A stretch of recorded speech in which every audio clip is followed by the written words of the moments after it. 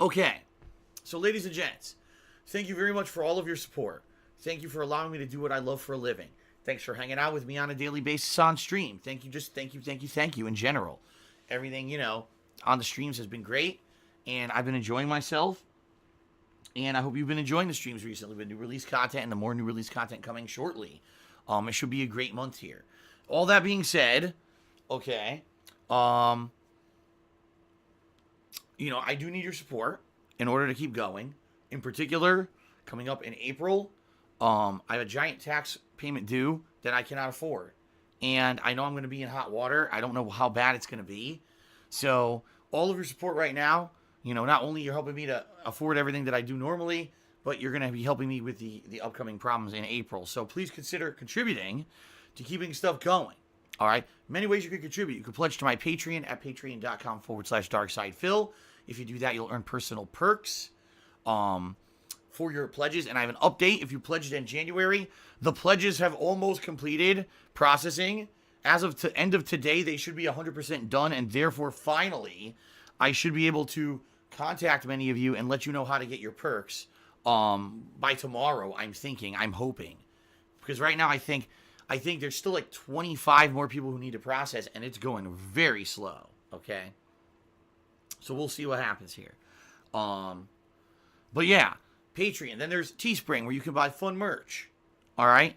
Cool things like t-shirts, hoodies, mugs, and yeah, obviously it helps me out because there's commission for each sale, but you get a cool collectible. But then also, if you're here live on today's stream, you can either cheer, sub, or tip, and if you do so, I'll give you a verbal shout out during the stream, a thank you for your contribution per se.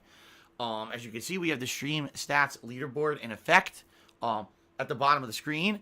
So if you're either the top cheerer or top tipper of the day, I'll get you up there and give you credit for your contributions. So it's extra recognition for your contributions. FYI, we no longer do ties, just so you guys know. So first come, first serve. If you're the first person to do a 50-bit cheer, boom, you'll make it up on the leaderboard. And then if anyone else does a 50-bit cheer, they'll still get a shout-out during the stream. I'll give them a verbal shout-out, but they're going to have to top that with 51 bits or more in order to make it on the leaderboard, okay? As you guys can see, we also have a total tips goal here running for the day. I am trying to raise as much money via tips as possible to help me pay bills until I get my very large Twitch payment, which is supposed to be coming around the 15th or 16th of this month. So please consider contributing via tips. It helps tremendously. It really does. All the money that you guys are giving me via tips is going straight towards bills. Already I've raised a good amount. I need more. So please consider tipping me. There's two ways you can tip me. Below the stream, there's a tips jar button you can click. If you don't see that button, you can type !tip into the stream chat. That'll bring up a link. Either way, you can either choose to be anonymous or get a shout out during the stream. And again, if you can contribute via a tip, let's try that again. If you can contribute via a tip rather than another method, that is the preferred method. The tips help me the most out of anything. So please consider tipping me if at all you can. It's going to help me out right now more than anything else. Now, in regards to cheering and subbing, those things help me too. If you cheer or sub, those things also will help me long term. And in particular, for the month of February, if you cheer or sub this month, it will help me towards the tax situation in April. In fact, this is the last month where you can cheer and sub and help me out with stuff like that. Okay, so please consider it. But in particular, please tip me if you can. All right, that's it. That's it for the plugs. I've had enough of it. All right. Let's now get to shout-outs. Like I said, we're going to have an abnormal amount of sub shout-outs today because Twitch has redone this whole system. All right, so first of all, overnight, Swaggins cheered. He said, with the success of Resident Evil 2, Resident Evil 3 Remake is now 100% confirmed. Pretty crazy how people just want remakes. I haven't really heard any demand for Resident Evil 8, even though it's rumored to be in development alongside Resident Evil 3 Remake. I think it would be cool for the remakes if they stayed third person. Resident Evil 3 and Code Veronica are the only ones that I think need a remake. But for the new entries, I think they should continue with the FPS style. Do you agree? Yes. I honestly think that they should make two series. They should make one series of Resident Evil games that's in the classic vein of how they used to be. Classic survival horror, third person, grueling difficulty with low ammo counts, difficult enemies, great atmosphere. That's what you need. Then you can continue to make first person. You can even make the action-based ones again. But that's the problem is when Capcom decided we're just going to turn Resident Evil to an action shooter instead of survival horror, that's when people got pissed. You know, man, we don't want an action shooter. We want true survival horror. And when you're doing these open area, running around, co-op, driving vehicles, and where really the survival horror takes a back seat to just shooting 100 million enemies, I can certainly understand why people thought that the series lost its way and were very upset with games like Resident Evil 5 and 6, okay? So, that's okay. It's kind of like I said also with Assassin's Creed. They should still have classic Assassin's Creed games where you're sneaking around, you're doing assassinations or whatever. Then they can continue on with their open world, like their series like Odyssey and all that. There should be 2 separate series. I think both have a place and both would do very well. The problem is, when you take a game series that has a huge fan base and you just decide to change it for whatever reason over time, but you don't still create that original experience that people are craving. That's why we just saw Resident Evil 2 do so well. We haven't had a game in the vein of classic survival horror like that in a long time. So you put out a game like that, of course it's going to do well. And what I would almost say is now that Resident Evil 2 did so well and they're going to remake 3, I almost guarantee you're now going to see other game companies say, oh shit, if we just make more difficult survival horror games, we're going to actually do better just like Resident Evil. We might start to see them again. You see what I mean? I actually think we're going to start to see them again. Maybe we'll see remakes of games or reboots of games. I mean, how cool would it be to see Silent Hill modernized? Great modern graphics, reimagined plotline. You know what I mean? It could be really good. Of course, we're not going to see it because Konami's a piece of fucking shit. But I think what's going to happen is we're going to see other companies now take up the reins and say, man, survival horror now could actually do well in this climate. It's just that we've been doing the wrong thing. Let's go back to making them difficult and have this suspenseful build-up and everything. You see what I mean? I think it's going to be great.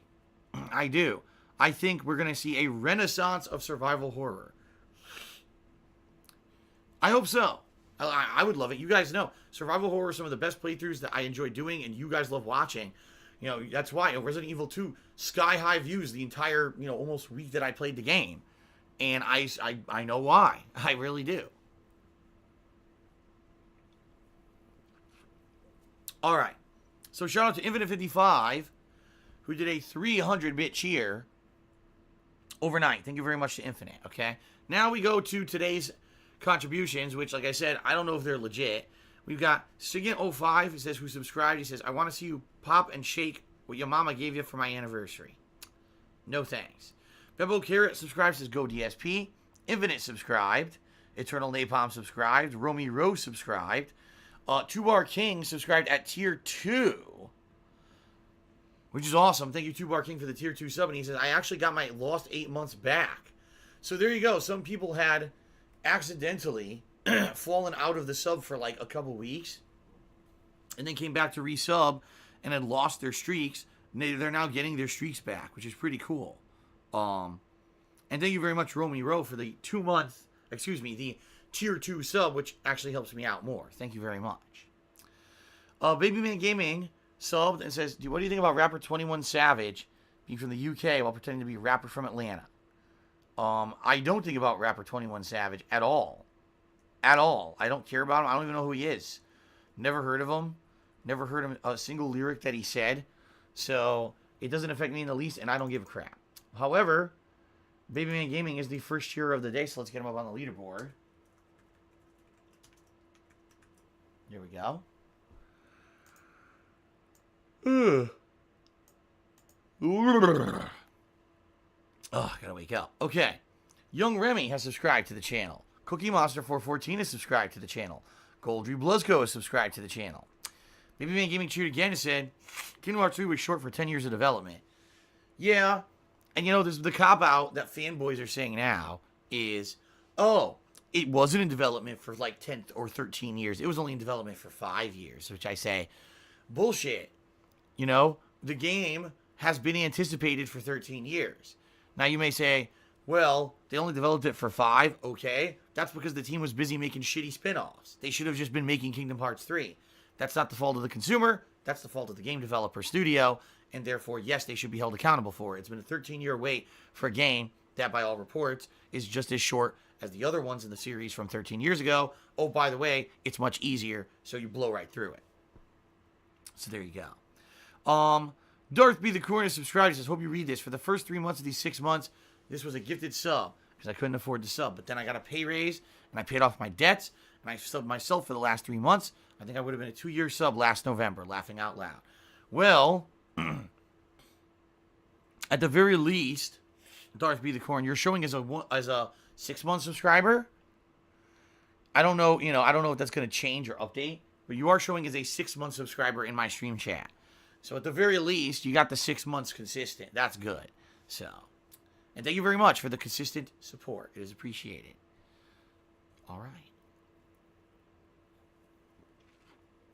And Winter Wolfie has subscribed. This is 1 year. Congratulations, Winter Wolfie, on 1 year of being a sub.